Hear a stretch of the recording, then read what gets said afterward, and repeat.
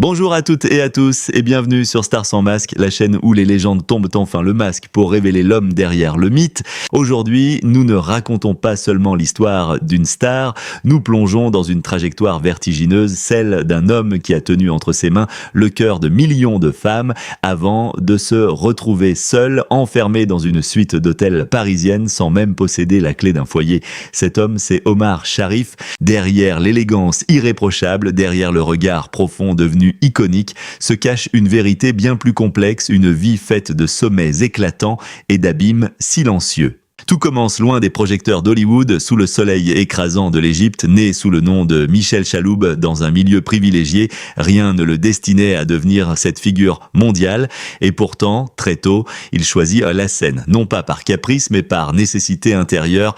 Le théâtre devient un refuge, un langage, presque une seconde identité. Cette transformation prendra un tournant décisif lorsqu'il devient Omar Sharif, par amour pour l'actrice Faten Hamama. Ce choix n'est pas seulement artistique, il est intime, presque sacrificiel. Il marque le début d'une double vie, celle de l'homme et celle du personnage. Puis vient 1962, une apparition, une image gravée à jamais dans l'histoire du cinéma, surgissant lentement du désert dans Lawrence d'Arabie. Il ne joue pas encore une icône, il en devient une. Ce n'est pas seulement un rôle, c'est une naissance, celle d'un mythe universel.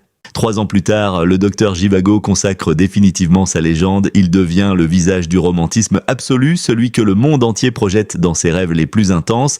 Mais ce que le public ignore, c'est que derrière cette perfection, une fracture commence déjà à apparaître. Car la gloire chez Omar Sharif n'a jamais été un refuge, elle a été une exigence. En France, pourtant, il trouve quelque chose de différent, une forme d'ancrage. Il devient plus qu'une star internationale, une présence familière. Sa voix accompagne les paris du tiercé, son visage devient presque celui d'un voisin élégant, accessible. Il fréquente les hippodromes, les cercles intellectuels et finit même par être consacré avec un César pour Monsieur Ibrahim et les fleurs du Coran. La France l'adopte, et lui, en retour, semble s'y abandonner. Mais cette proximité avec le public masque une réalité plus dure, car plus son image s'imprime dans l'imaginaire collectif, plus l'homme réel s'efface. L'industrie du cinéma, implacable, ne voit en lui qu'un produit rare, une figure exotique à exploiter. Un contrat signé pour plusieurs années le prive de toute liberté. Il devient prisonnier d'un système qui exige tout sans jamais vraiment lui appartenir. Et pendant que les studios accumulent des fortunes, lui s'enfonce dans une contradiction insupportable, être mondialement célèbre sans être réellement libre. Cette perte de contrôle s'accompagne d'une solitude glaçante. Les hôtels de luxe deviennent des cages dorées, les applaudissements des échos vides. Chaque soir, derrière les portes closes, il se retrouve face à lui-même et au silence. C'est dans ce vide qu'une autre force s'impose, le jeu. Au départ, ce n'est qu'un divertissement, une manière d'oublier, mais très vite, cela devient un besoin, une échappatoire. Dans les casinos de Deauville ou sur les tables de bridge, il retrouve une illusion de maîtrise. Là, au moins, il décide.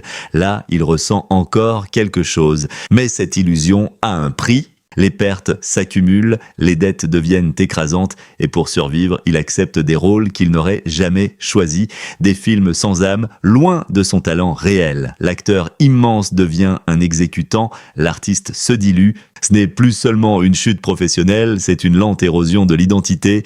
Et pourtant, malgré tout, Omar Sharif ne se plaint pas. Il ne dénonce pas.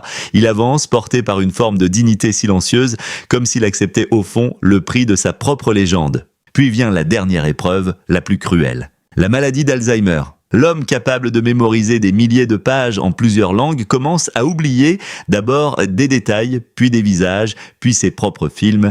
Ce n'est plus seulement la mémoire qui s'efface, c'est toute une vie qui disparaît, morceau par morceau. Et dans ce brouillard, une scène bouleversante émerge. Dans un moment de lucidité fragile, il se tourne vers son fils. Il ne parle ni de gloire, ni de regret, ni même de cinéma. Il pose simplement une question d'une simplicité désarmante, non mais d'une violence absolue. Dis-moi, qui suis-je ? À cet instant précis, tout s'effondre, car derrière l'icône, derrière le mythe, il ne reste qu'un homme perdu cherchant à retrouver son propre visage. L'histoire d'Omar Sharif n'est pas seulement celle d'une ascension fulgurante ou d'une chute tragique, c'est celle d'un combat invisible, celui de rester soi-même dans un monde qui vous transforme en image. Et peut-être que sa véritable grandeur ne réside pas dans ses rôles, ni dans sa beauté, ni même dans sa célébrité, mais dans cette humanité fragile exposée jusqu'au bout. Il y a des visages que le cinéma transforme en légende, et des destins que la légende ne parvient jamais à protéger. Omar Sharif appartient à cette seconde catégorie. Derrière l'élégance souveraine, derrière ce regard sombre devenu emblème d'un âge d'or, se cachait une fracture intime, lente, presque invisible, une faille qui, avec le temps, allait engloutir l'homme que le monde croyait connaître. Au commencement, il y avait la lumière, celle des plateaux, des tapis rouges, des rôles mythiques qui faisaient de lui une figure universelle. Sharif n'était pas seulement un acteur, il incarnait une promesse, celle d'un Orient raffiné, mystérieux, capable de séduire Hollywood sans jamais s'y dissoudre complètement. Le public l'adorait, les studios le courtisaient, tout semblait écrit pour une ascension sans fin. Mais la gloire, chez lui, n'a jamais été un refuge, elle était un mouvement perpétuel, une fuite élégante, car très tôt, quelque chose s'est fissuré. Loin de son Égypte natale, déraciné par le succès, Sharif a commencé à vivre dans un entre-deux inconfortable, trop célèbre pour être libre, trop seul pour être apaisé. Les hôtels remplaçaient les maisons, les contrats remplaçaient les choix et les applaudissements, ces vagues bruyantes, ne comblaient jamais le silence des nuits. C'est dans cet espace fragile que s'est insinué un autre vertige, le jeu. Pas comme un simple loisir, mais comme une nécessité, une manière de ressentir à nouveau quelque chose de vrai, de brut, dans une existence devenue trop scénarisée. Le risque lui offrait une illusion de contrôle, et peu à peu, cette illusion s'est transformée en dépendance. L'un des épisodes les plus révélateurs de cette dérive reste presque irréel. Sur une île volcanique espagnole, au début des années 70, Sharif découvre une maison, pas une propriété ordinaire, mais un lieu presque irréel, sculpté dans la roche, comme suspendu entre ciel et lave. Pour la première fois depuis longtemps, il croit toucher du doigt ce qu'il a toujours cherché sans le nommer, un ancrage. Il l'achète immédiatement, comme un homme qui reconnaît enfin son refuge, mais le bonheur chez lui n'a jamais su durer. Le lendemain, autour d'une table de bridge, tout bascule, l'adrénaline, la tension, le goût du défi, ces forces qu'il pensait maîtriser prennent le dessus. En quelques heures, dans un silence presque irrévérencieux, il joue et perd la maison, son refuge, son illusion de stabilité. Ce n'était pas seulement une perte matérielle, c'était une confirmation brutale. Il n'aurait jamais de port d'attache. Ce moment marque un tournant psychologique profond. À partir de là, Sharif ne cherche plus à s'enraciner. Il accepte presque avec fatalisme son statut d'errant de luxe. D'un palace à l'autre, d'un tournage à l'autre, il continue d'avancer, mais sans jamais vraiment habiter sa propre vie. Et pourtant, le monde continue de le regarder comme un prince. C'est là toute la cruauté du système. L'industrie qu'il avait élevée ne lui tend plus la main lorsqu'il vacille. Au contraire, elle observe, elle commente, elle transforme ses failles en anecdotes, ses douleurs en récits mondains. L'image publique reste intacte, brillante, presque intouchable, tandis que l'homme, lui, s'effrite. Avec les années, Sharif lui-même prend conscience de cette dissonance. Dans ses dernières apparitions, sa parole devient plus lente, mais aussi plus lucide. Il ne cherche plus à séduire, il cherche à comprendre. Il reconnaît avec une honnêteté désarmante que la célébrité l'a éloigné de lui-même, que les compromis artistiques, les dettes, le jeu, tout cela n'était peut-être que les symptômes d'un malaise plus ancien, celui de ne jamais avoir su où était sa place. Et puis, comme si le destin voulait pousser la tragédie jusqu'à son point ultime, la mémoire commence à se dérober.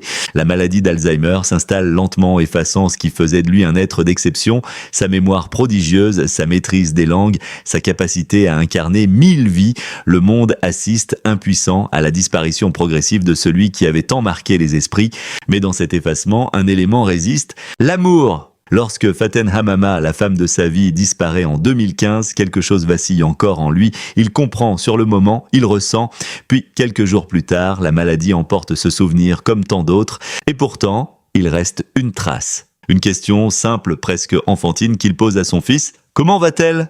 Dans cette phrase, tout est là, non pas l'acteur, non pas la star, mais l'homme, celui qui, au-delà des rôles, des pertes et des errances, n'a jamais cessé d'aimer. C'est peut-être cela, finalement, la vérité d'Omar Sharif. Pas une chute, pas une déchéance, mais une traversée, celle d'un homme confronté à ses propres excès, à ses illusions, à ses manques, et qui, malgré tout, a conservé au fond de lui une forme de fidélité émotionnelle rare. Son histoire nous oblige à regarder autrement la célébrité, à comprendre que derrière chaque icône se cache une lutte silencieuse, que le succès ne protège ni de la solitude, ni des failles intérieures, et que les projecteurs, aussi puissants soient-ils, ne peuvent éclairer ce qui se joue dans l'ombre d'un cœur. Aujourd'hui encore, en revisitant son parcours, on ne célèbre pas seulement un immense acteur, on redonne une voix à un homme qui, dans le tumulte du monde, cherchait simplement un endroit où être lui-même. Et peut-être que le plus grand hommage que l'on puisse lui rendre, c'est de ne pas oublier cette quête. Merci d'avoir regardé Stars sans masque. Si cette histoire vous a touché, n'oubliez pas de liker, de partager et de vous abonner pour découvrir d'autres vérités cachées derrière les visages que vous croyez connaître.